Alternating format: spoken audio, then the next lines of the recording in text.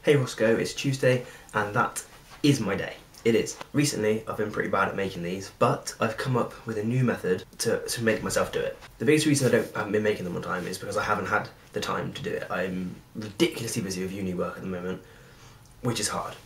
But here's my new plan. Every Tuesday morning I'll make a cup of tea and I will force myself to have the video finished, recorded that is, not edited, that takes a little bit longer. But the recording of the video will be done by the time I finish my tea. Because drinking a cup of tea doesn't take very long, which means that this won't take very long if I do it at the same pace as I drink a cup of tea. So that way I will never not have time for it, because there's always time for a cup of tea.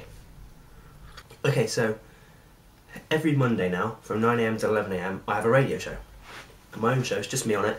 I do all the buttons, I do all the talking. I don't choose the music, but I can choose some songs if I want to. There's a set list, but I can mess with it a little bit. And this week was my first go at it. It went pretty well, in case you didn't hear it.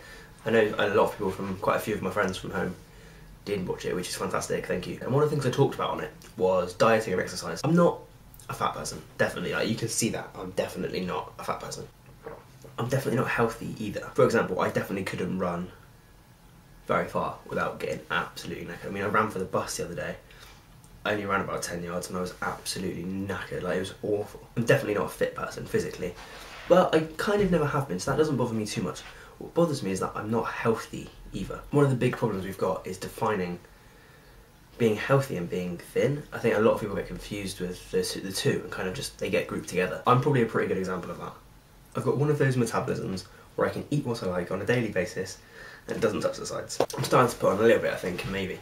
But for the most part, I can eat what I want and it's not going to make any difference to me. It doesn't mean my insides are healthy. Just because I look at it on the outside doesn't mean my insides are. And that's something that I really need to try and sort out, because you can't see that. So you've got to just do the best you can to make it good. I mean, for example, something I cook for tea on a regular basis, probably about once a week, sometimes twice if I'm feeling lazy, because it's quite easy. It's just pasta bake. Loads of pasta. And you pour some sauce on, and if you're feeling fancy, you throw some sugar in with it. And you just mix it all up, put it in the oven, sprinkle some cheese on, done. Like a really easy meal and it tastes really good.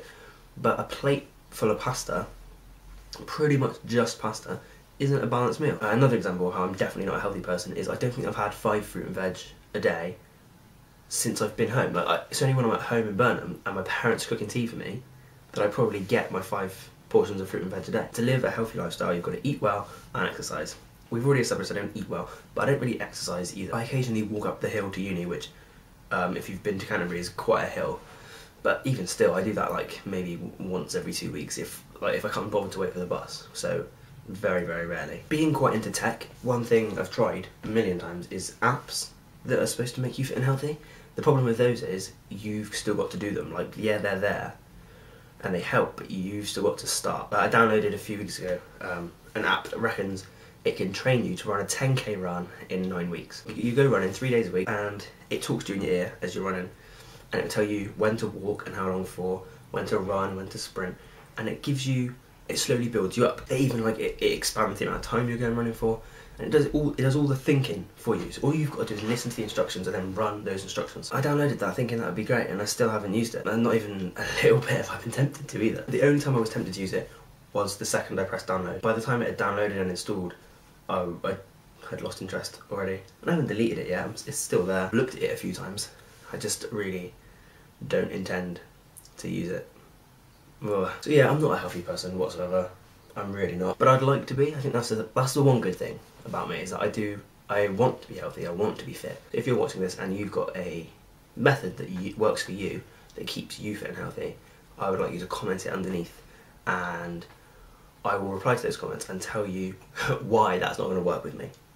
Because I can almost guarantee that it's not. Yeah, let me know what you do to keep fit and healthy and how you make sure that you have a healthy lifestyle, because it's something that I've been thinking about quite a bit and thinking maybe I should try a bit harder. Roscoe, if you've got any suggestions for me, Roscoe, I would like to hear them, and same goes for all of you. Any suggestions, please comment them below, and I will see you on Friday.